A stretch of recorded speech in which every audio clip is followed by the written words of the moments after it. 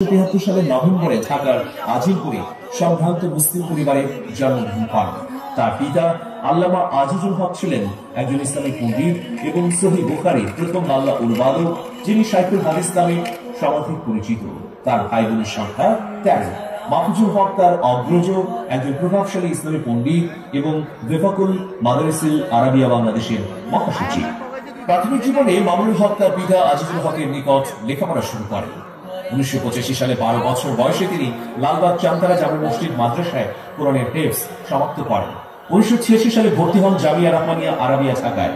1993 সালে জামিয়া রহমানিয়া আরাবিয়া ঢাকা থেকে কওমি মাদ্রাসা শিক্ষা বোর্ডে বেফাকুল মাদারিসিল আরাবিয়া বাংলাদেশের অধীনে কেন্দ্রীয় পরীক্ষায় উচ্চ মাধ্যমিকে প্রথম স্থান, 1995 সালে স্নাতক শ্রেণীতে তৃতীয় স্থান, 1996 সালে দাওরায়ে হাদিস পরীক্ষায় প্রথম স্থান অধিকার করেন। পাশাপাশি এশিয়ান ইউনিভার্সিটি অব বাংলাদেশ থেকে অর্থনীতির অনার্স ও মাস্টার্স সমাপ্ত করেন মাওলানা মামুনুল হক। 2013 সালের 5 ও 6 মে ঢাকার শাপলা চত্বরে অনুষ্ঠিত হেফাজত আন্দোলনের নেতৃত্বের জন্য 12 মে মাওলানা মামুনুল হককে গ্রেফতার করা হয়। এ সময় তিনি কারাগার থেকে বলছি নামে একটা বই রচনা করেন, যা ওই বছরের সেপ্টেম্বরে প্রকাশিত হয়। 2018 সালে অনুষ্ঠিত বাংলাদেশের সাধারণ নির্বাচনের দুদিন আগে তাকে পুনরায় গ্রেফতারের অভিযোগ ওঠে। 2021 সালের এপ্রিল পর্যন্ত তার বিরুদ্ধে সারা দেশে রাষ্ট্রদ্রোহী মামলা সহ অর্ধশতাধিক মামলা দায়ের করা হয়। এর মধ্যে 18 এপ্রিল মোবাইল ও মানিব্যাগ চুরির মামলায় তাকে গ্রেফতার করা হয়, যা 2020 সালে দায়ের করা হয়। মাওলানা মামুনুল হকের বিরুদ্ধে এমন অভিযোগ আনা হয় যা আসলে তার দীর্ঘদিনের সম্মানকে ক্ষুণ্ণ করারই একটি অপপ্রয়াস। সর্বশেষ নারায়ণগঞ্জের একটি রিসোর্টে তিনি স্ত্রী সহ সেখানে উপস্থিত হলে ফাঁসিবাদীরা তাকে আক্রমণ করে এবং পুলিশের হাতে তুলে দেয়। এই ঘটনা সারা বিশ্বকে তোলপাড় করে। অবশেষে মিথ্যা অপসৃত হয়েছে, সত্য উন্মোচিত হয়েছে। মাওলানা মামুনুল হক আবারও ওয়াজের ময়দানে ফিরে এসেছেন সত্য এবং সুন্দরকে প্রচারের জন্য। মাওলানা মামুনুল হক তার জ্ঞান, প্রজ্ঞা, মেধা, দূরদর্শিতা দিয়ে বাংলাদেশের সর্বস্তরে এবং বাংলাদেশের বাইরের 10 দিগন্তে দিনের প্রচারণে ছড়িয়ে পড়ুন, এই আমাদের নিরন্তর কামনা।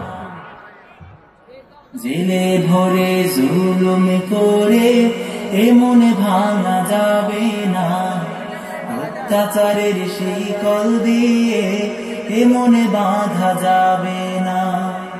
জেলে ভরে জুলুম করে এ মনে ভাঙা যাবে না, অত্যাচারের শিকল দিয়ে এ মনে বাঁধা যাবে না।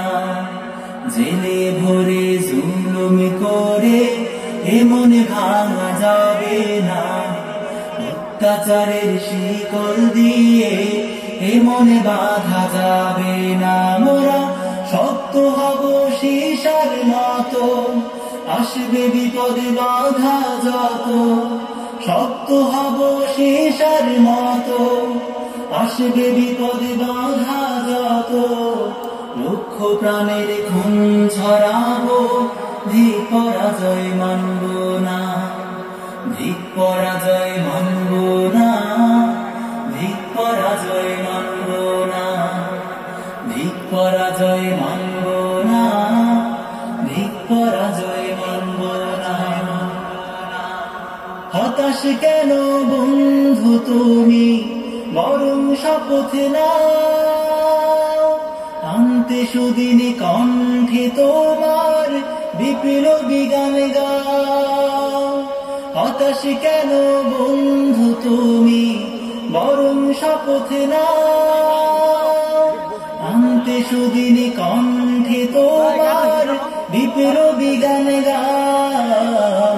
শহীদের আজ তাকিয়ে আছে, পিছপা হওয়া যাবে না, অত্যাচারের শিকল দিয়ে এ মনে বাঁধা যাবে না। মোরা শক্ত হব সীসার মতো, আসবে বিপদে বাধা যত।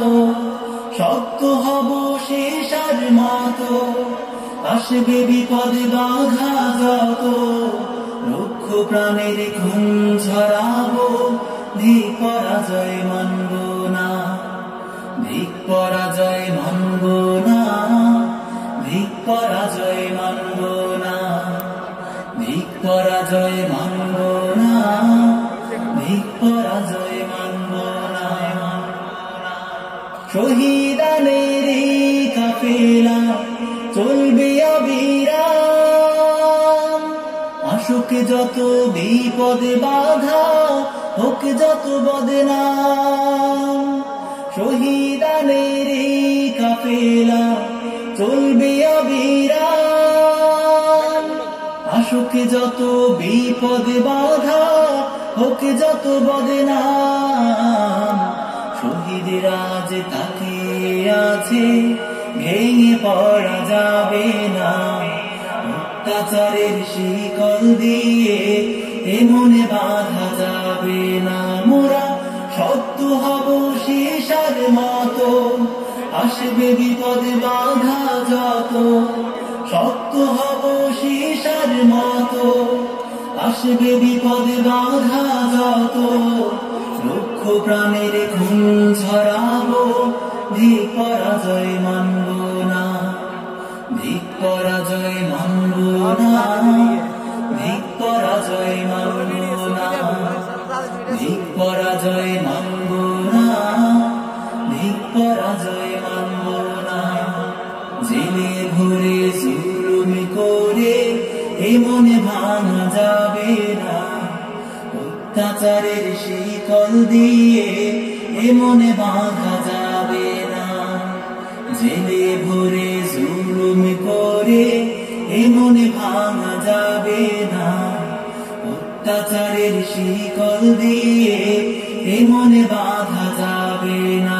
মোরা সত্য হব সীসার মতো, আসবে বিপদ বাধা যত। সত্য হব সীসার মতো, আসবে বিপদ বাধা যত।